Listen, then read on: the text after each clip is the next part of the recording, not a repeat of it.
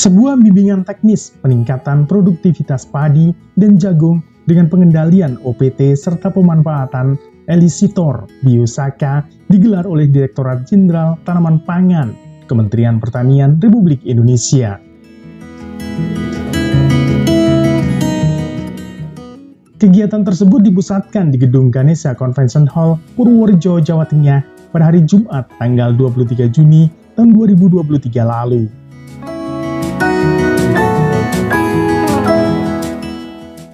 Kegiatan bimbingan teknis itu difasilitasi oleh anggota Komisi 4 DPR RI, Vita Ervina.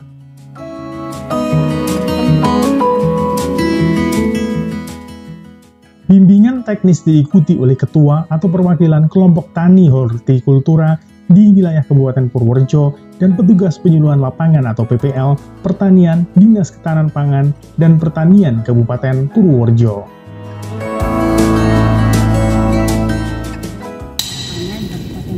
Sebagai lumbung pangan Jawa Tengah, khususnya padi, tentu kita bisa punya terobosan baru dengan inovasi biosaka yang sudah ini akan kita sampaikan. Semoga menjadi kerja kita bersama untuk petani bisa lebih sejahtera.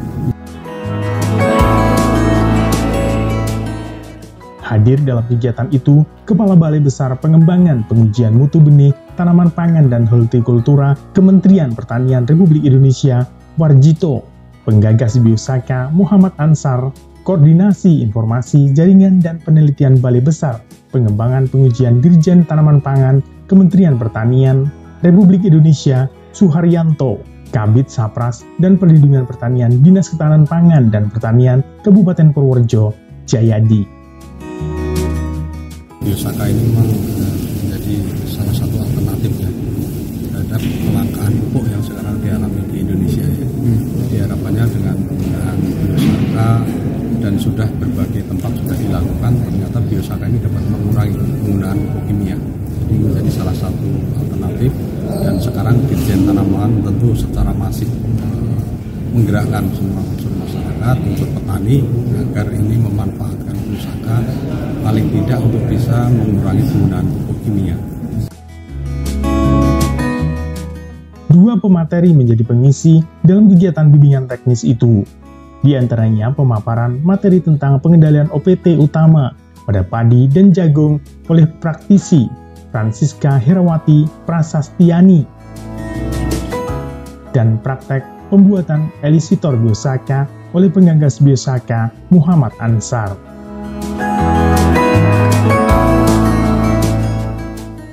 Biosaka bukan pupuk. Nah, ini yang perlu dicatat. Biosaka bukan pupuk, tetapi biosaka adalah menularkan bahasa rumput. Kenapa rumput? Ya, menularkan bahasa rumput. Bahasa tanaman itu adalah berkomunikasi dengan bahan kimia. Mereka mengeluarkan signaling, mengeluarkan gelombang. Nah, pitu kimia inilah yang disebut elisitor. Kenapa biosaka disebut sebagai teknologi elisitor atau kemampuan untuk menularkan signaling ya kepada tanaman budidaya. Nah, rumput ini hematnya, dia selalu merasa bahwa Indonesia ini tetap subur. Kita bisa membayangkan tuh, tidak ada rumput yang dipupuk di pinggir jalan tetap subur. Disemprot herbisida dia juga tumbuh dengan subur. Rumput itu punya input yang luar biasa. Dia mampu menyerap unsur hara dalam jumlah yang sedikit tetapi memiliki dampak yang begitu baik dalam pertumbuhannya. Apa yang dipunyai oleh rumput adalah kemampuan adaptasi. Inilah yang dipelihara, yang ditularkan oleh teknologi biosaka ini. Sehingga bahannya biosaka itu hanya menggunakan tanaman, apapun tanamannya, dan ya saya rekomendasi rumputlah yang terbaik. Nah, jadi ini 0 rupiah, ini adalah gerakan moral. Saka itu selamatkan alam, kembali ke alam. Kenapa? Tuhan itu sudah menciptakan alam ini dengan sempurna. Apabila tidak terjadi keseimbangan, itu akibat ulah kita manusia. Itu dasarnya. Ini tidak bisa dibuat dengan teknologi apapun, ya, hanya dengan tangan. Itu hanya diremet di dalam air secara pelan, ya. Terus kita ingin melepaskan bahan kimia yang ada di tepi tanaman. Itulah yang kita semprotkan. Kalau selama ini fermentasi mungkin mengambil selulosa yang ada di dalamnya. Kalau biosaka mengambil bahan kimia yang ada di tepi tanaman yang itu rusak pada saat proses fermentasi. Dia gampang menguap, terus gampang menjadi terurai dengan unsur lain. Nah, Biosaka menjaga itu agar tetap. Satu genggam rumput, ini yang paling bonusnya nih buat petani. Satu genggam rumput bisa menjadi 5 liter larutan Biosaka. 1 hektar hanya butuh 1,5 liter Biosaka sampai panen. Disemprot secara berkala sampai 7 kali. Biosaka membuat hanya butuh waktu 15 menit. Setelah itu bisa disimpan sampai 5 tahun ke depan, ya, tidak kadaluarsa, dan langsung bisa digunakan saat itu juga dengan dosis yang kecil tentunya.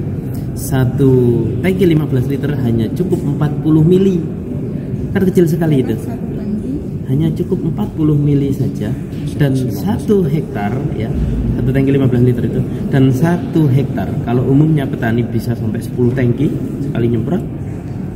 Biosaka hanya maksimal 4 tangki. Kalau bisa lebih sedikit lebih bagus, karena kita hanya memanfaatkan signalingnya agar itu direspon tanaman untuk memproduksi bahan yang sama. Jadi tanaman itu punya kecerdasan memproduksi, ya, sistem imun atau bahan kimia seperti yang diberikan pada saat itu. Dia punya kemampuan untuk itu, menduplikasi signaling di sekitarnya. Jadi itu.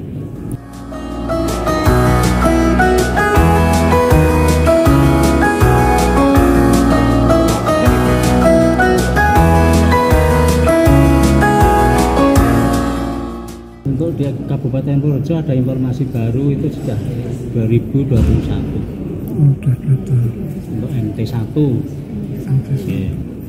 Ada peningkatan lah.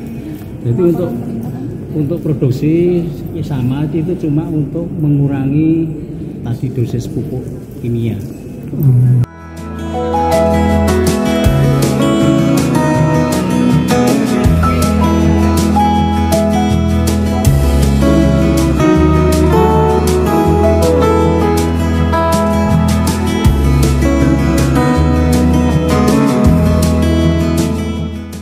Dari Purworejo, Widarto Bagelen Channel melaporkan.